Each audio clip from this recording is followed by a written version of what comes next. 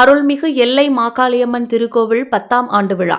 கோவை மாவட்டம் எட்டிமடை பகுதியில் உள்ள அருள்மிகு எல்லை மாகாளியம்மன் திருக்கோவில் 10ஆம் ஆண்டு விழா மிக கோலாகலமாக நடைபெற்றது. இவ்விழாவில் வேள்வி பணிகளை பேரூர் மணிவாசகர் அருட்பணி மன்றம் குமரலிங்கம் தலைமையில் நடைபெற்றது. இவ்விழாவிற்கு தலைமை அறங்காவலர் C.K. கண்ணன் தலைமை தாங்கினார். செயலாளர் S.P. அன்பரசன், பொருளாளர் நாகராஜ், அறங்காவலர்கள் ரவி மற்றும் ராமசாமி முன்னிலை வகித்தார்கள். 10ஆம் ஆண்டு விழாவை முன்னிட்டு எல்லை மாகாளி அம்மனுக்கு சிறப்பு அலங்கார பூஜை நடைபெற்றது. தொடர்ந்து பால், தேன், தயிர், சந்தனம், குங்குமம், அபிஷேகங்கள், யாகங்கள், சிறப்பு பூஜைகளும் நடைபெற்றது. இதனைத் தொடர்ந்து எல்லை மாகாளி அம்மனுக்கு பல சேவைகளை செய்து வரும் கோபாலகிருஷ்ணன், சீனிவாசன், ஜெயராம், ரவி, ராமகிருஷ்ணன், சீனிவாசமூர்த்தி, ஜெயந்த் பாலாஜி, பிரேமா, வெங்கடேஷ் ஆகியோர்களை எல்லை மாகாளியம்மன் திருக்கோவில் நிர்வாகிகள் கௌரவித்தனர். அதனைத் தொடர்ந்து தலைமை அறங்காவலர் C.K. கண்ணன் கூறுகையில், ஒவ்வொரு வருடமும் ஆண்டு விழாவை ஊர் பொதுமக்கள் ஒத்துழைப்புடன் மிக சிறப்பாக நடத்தி வருகிறோம். பல்லாயிரக்கணக்கான மக்கள் தங்கள் வேண்டுதல்களை எல்லை மாகாளியம்மனிடம் வைக்கிறார்கள். அந்த கோரிக்கைகள் நிறைவேறியவுடன் தங்கள் வேண்டுதல்களை நிறைவேற்றுகிறார்கள். மேலும் திருக்கோயிலுக்கு இதுவரை 72 பவுன் தங்கம் காணிக்கையாக கிடைக்கப்பட்டுள்ளது. இந்த தங்க காணிக்கையானது வருங்காலத்தில் அம்மன் கோவிலில் தங்க மேற்கூரை அமைக்க திட்டமிட்டுள்ளோம் என்று தெரிவித்தார். இந்நிகழ்ச்சியில் முக்கிய பிரமுகர்கள், கோயில் நிர்வாகிகள், ஊர் பொதுமக்கள் மற்றும் 1000க்கும் மேற்பட்ட பக்தர்கள் கலந்து கொண்டனர். இவ்விழாவில் 5000க்கும் மேற்பட்ட பக்தர்களுக்கு அன்னதானம் வழங்கப்பட்டது குறிப்பிடத்தக்கது. அனைவருக்கும் வணக்கங்க. இது ஆண்டு விழா 10வது ஆண்டு விழா. ஒவ்வொரு ஆண்டு விழாவும் போது இந்த கோயிலினுடைய வரலாறு சொல்லியிருக்கிறோம்.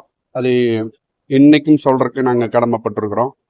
இது பல 100 ஆண்டுகள் பழமை வாய்ந்த எல்லை மாகாளியம்மன் கோயில் ஹைவே விரிவாக்க பணியின் போது எடுக்கப்பட கட்டாயமாச்சு.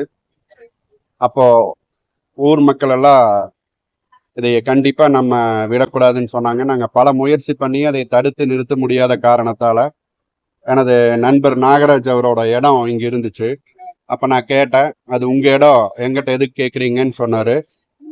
அந்த நேரத்துல இருந்தே இந்த 15 ஆண்டு காலத்துக்கு முன்னாடி ஊர் மக்களோட ஒத்துழைப்புல இந்த அம்மனை எடுத்து நாங்கள் இங்க கொண்டு வந்து சீரும் சிறப்புமா வச்சு கும்பாபிஷேகம் பண்ணோம்.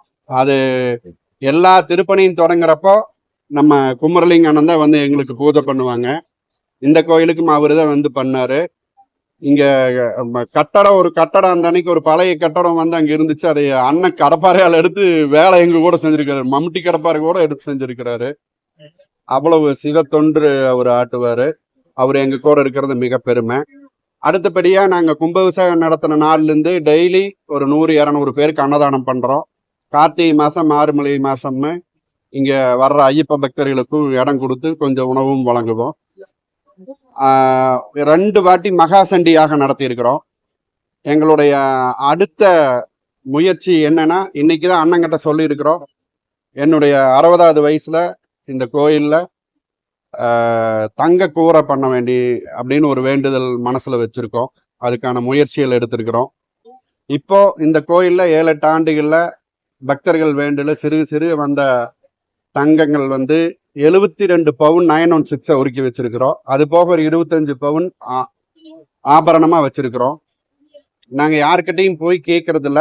மக்களுடைய அவங்களுடைய வேண்டுகோள் நிறைவேறி தானாக முன்னு பண்றவங்க மட்டும்தான் நாங்க இது பண்றோம். நாங்க இங்க இருக்கிற பூசாரிகள் முதல் கொண்டு அனைவருக்கும் அக்கௌண்ட்ல செக்கு தான் கொடுக்குறோம். இது எல்லா கோயில்களும் பின்பற்றணும். இந்துக்கள் இப்போ நிறைய பக்திக்கு உட்பட்டுட்டாங்க. நிறைய கோயில்கள் புனரமைச்சிட்டு இருக்காங்க. ரொம்ப சந்தோஷம். இன்னும் நம்ம தமிழகத்துல ஆன்மீகம் வளரணும். அது முறையா இருக்கணும். எல்லாம் ஒரு வரவு செலவோடு இருக்கணும். ஒரு நியாயத்தோடு இருக்கணுங்கிறது எங்களுடைய ஆசை. அதுக்கு நாங்க ஒரு முன் உதாரணமா திகழணும்னு நாங்க இந்த மாதிரி பண்ணியிருக்கிறோம். அதுக்கு இந்த பகுதி மக்களுடைய ஒற்றுமையும் இருக்குது. நன்றி, வணக்கம்.